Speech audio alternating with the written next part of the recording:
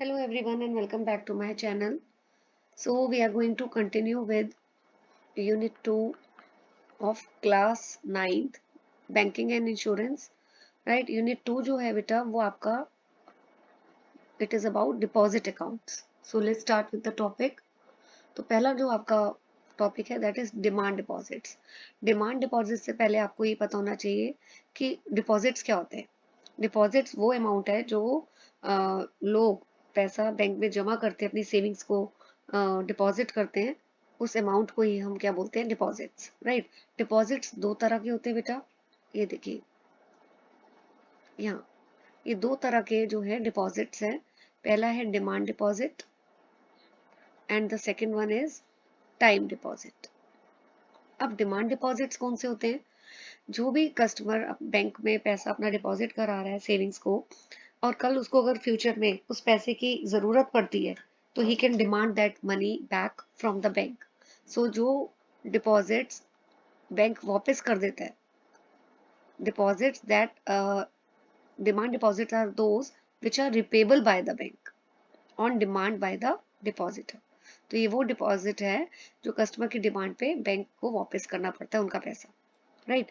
अब यहाँ पे कोई टाइम रिस्ट्रिक्शन नहीं होती, यानी ये जो डिमांड डिपॉजिट होते हैं ये कितने भी टाइम पीरियड के लिए आप बैंक में पैसा आप अपना सेव कर सकते हो. कोई ऐसा नहीं है कि 2 साल के लिए करना है या 4 साल के लिए करना है.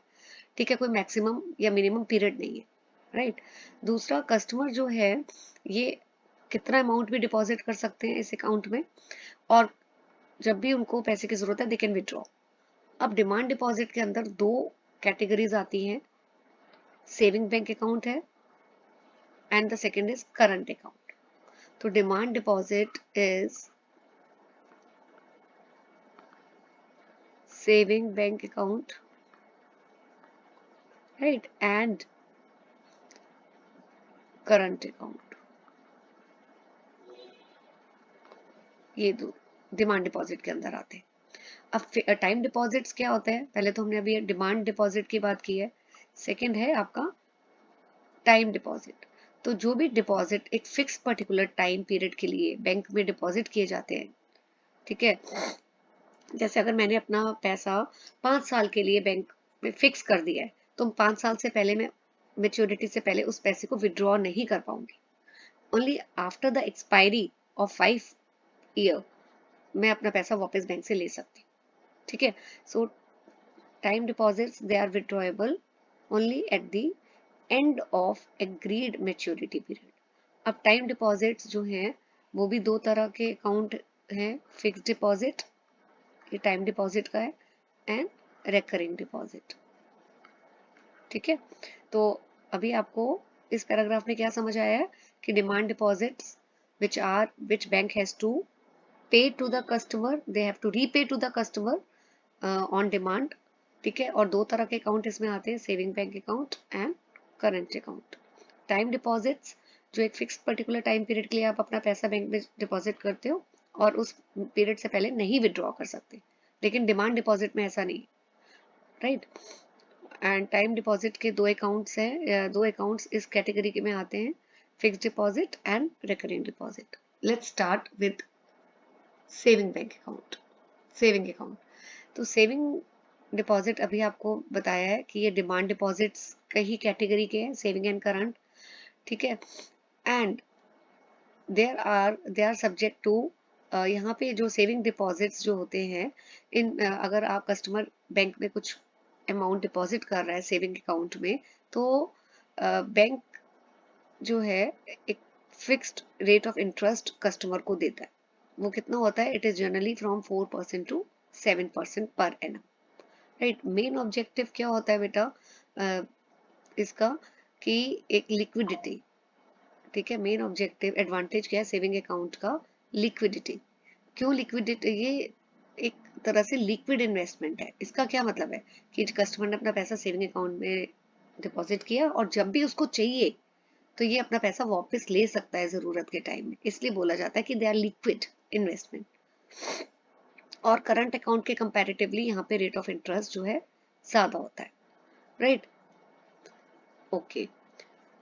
सो एक चीज और आपको याद रखनी है कि जो इंटरेस्ट, अगर 10,000 तक आपने अपना पैसा जो है सेविंग बैंक अकाउंट में डिपॉजिट किया है और बैंक आपको 10,000 तक का अगर आपने इंटरेस्ट बैंक आपको दे रहा है, तो वो जो 10,000 आपको इंटरेस्ट मिल रहा है, it is exempted from income tax. आपको इस 10,000 इंटरेस्ट पे कोई टैक्स गवर्नमेंट को पे नहीं करना है, राइट। नाउ फीचर्स क्या है सेविंग बैंक अकाउंट के? सबसे पहले ऑब्जेक्टिव क्या है? सेविंग को प्रमोट करना, कि लोग जो हैं सेविंग्स अपनी डिपॉजिट करें, ठीक है, सेविंग्स करें और उसको पैसा जो है सेविंग अकाउंट में डिपॉजिट करें, राइट। यहाँ पे कोई रिस्ट्रिक्शन नहीं है, आप कितनी बार भी अमाउंट डिपॉजिट कर सकते हो और कितना भी अमाउंट डिपॉजिट कर सकते हो। लेकिन एक चीज रिक्वायरमेंट है इंडिया में, पैन, ये 1 मार्कर फुल मार्क आ सकता है कि इसकी फुल फॉर्म लिखिए, परमानेंट अकाउंट नंबर। ये डिटेल्स जो है आपको देनी पड़ती है अगर आप कोई भी कैश ट्रांजेक्शन कर रहे हो जिसकी वैल्यू 50,000 से ज्यादा है, राइट। अच्छा, विड्रॉल्स आप कर सकते हो, आपको पैसे की जरूरत है, यू कैन विड्रॉ, लेकिन कुछ रिस्ट्रिक्शंस हैं, वो फुलफिल होंगी तो विड्रॉल में कोई इशू नहीं होता है। और आप पैसा कैसे विड्रॉ कर सकते हो बैंक से अपना? चेक से, या विड्रॉल स्लिप जो बैंक आपको देगा आप उसको फिल करोगे और विड्रॉल स्लिप से भी आप पैसा अपना बैंक से निकाल सकते हो। रेट ऑफ इंटरेस्ट मैंने आपको बताया है 4 to 7% होता है पर एनम।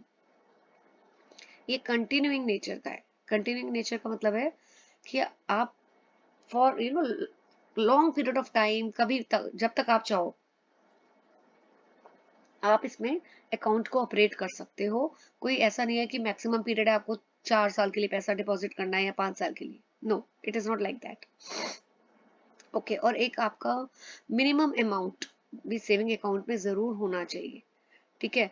तो ये अमाउंट कितना मिनिमम होना चाहिए वो बैंक डिसाइड करता है, और बैंक फिर फीस या फाइन या पेनल्टी भी चार्ज करता है अगर मिनिमम बैलेंस आपका सेविंग अकाउंट में नहीं है।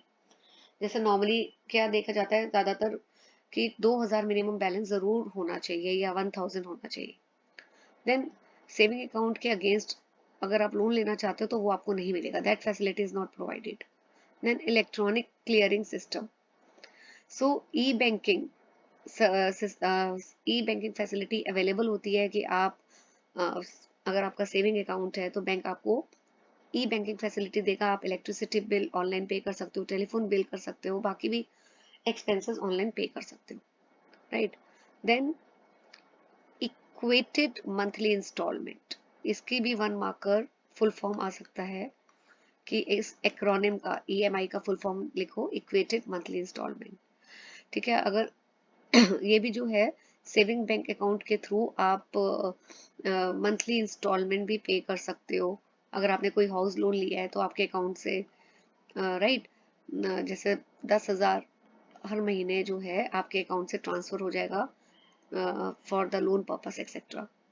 नॉमिनेशन फैसिलिटी भी है, अगर आप किसी का नाम देना चाहते हो कि आपके बाद या कोई कौन इस जो आपने अमाउंट डिपॉजिट किया है सेविंग बैंक में, सेविंग अकाउंट में, तो who will be entitle to that amount if one is not there, तो उसको बोलते हैं आप नॉमिनी।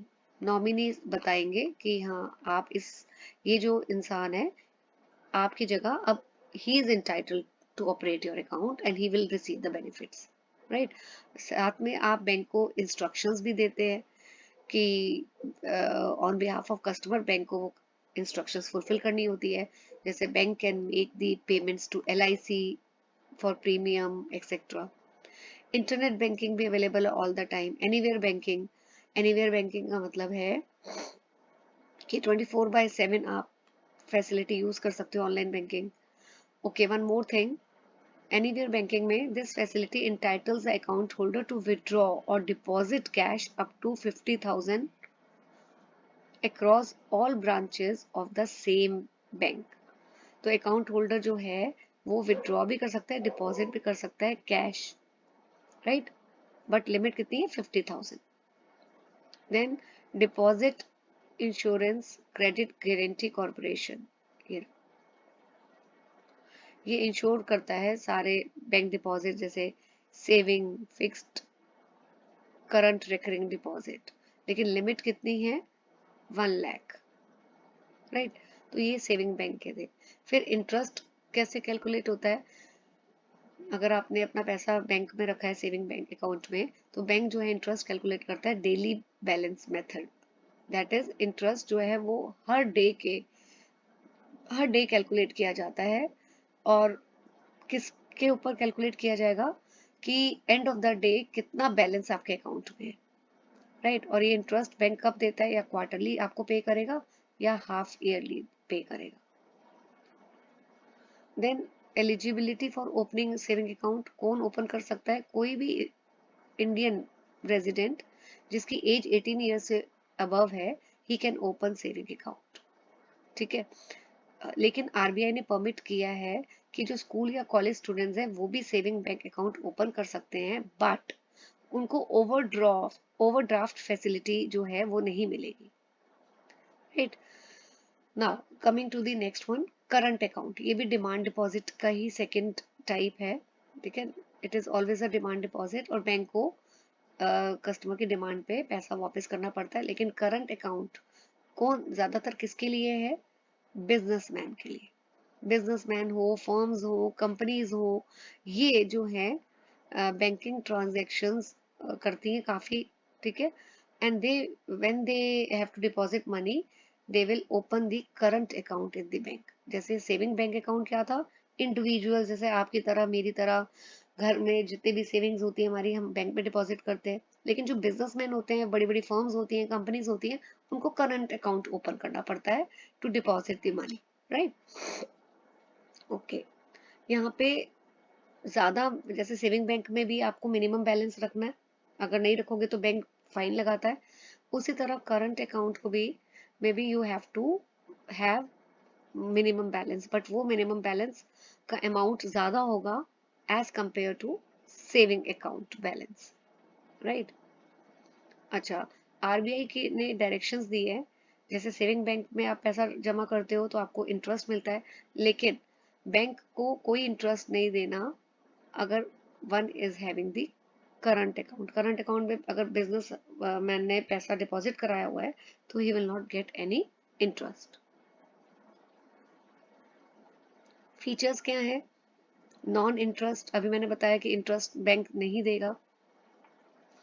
हायर मिनिमम बैलेंस, ये भी बताया मैंने आपको। और अगर मिनिमम बैलेंस मेंटेन नहीं हुआ तो बैंक क्या करेगा, पेनल्टी चार्ज करेगा, फाइन लगाएगा। Then bank charge interest on short term funds borrowed from the bank. अगर कोई भी बैंक से बोरो कर रहा है, कोई भी बिजनेस हाउस, तो बैंक इंटरेस्ट चार्ज करता है। ये कंटिन्यूइंग नेचर का, यानी कोई फिक्स पीरियड के लिए नहीं है। बिजनेसमैन इस अकाउंट में पैसा काफी लंबे समय तक, जब तक उनका मन है, वो डिपॉजिट कर सकते हैं, कोई फिक्स्ड पीरियड नहीं है, राइट। और सेविंग अकाउंट में क्या ऑब्जेक्टिव होता था, सेविंग्स प्रमोट करना, लेकिन यहाँ पे ऑब्जेक्टिव नहीं है, सेविंग प्रमोट करना नहीं है ऑब्जेक्टिव। मेन ऑब्जेक्टिव फिर क्या है कि बिजनेसमैन जो है वो अपनी बिजनेस ट्रांजैक्शंस को स्मूथली कैरी कर सके, ये मेन ऑब्जेक्टिव है। इसको मैं हाईलाइट कर देती हूँ, right. Then there is no restriction on the number and amount of deposit. कितना भी आप अमाउंट डिपॉजिट करो और कितनी टाइम करो, वो भी कोई रिस्ट्रिक्शन नहीं। एंड इसी तरह विड्रॉल पे भी there is no restriction, no restriction. आप कितनी बार भी चाहो विड्रॉ कर सकते हो, ठीक है। और there is no restriction on that. तो हमने अभी डिमांड डिपॉजिट के अंडर जो दो अकाउंट्स आते हैं, saving and current, that we have done. Now coming to the term deposit, this this particular topic I am going to cover in the next video, right. Till then, please stay tuned to my channel and please hit the like button, share the content with your friends, and do subscribe to my channel. Thank you for watching the video.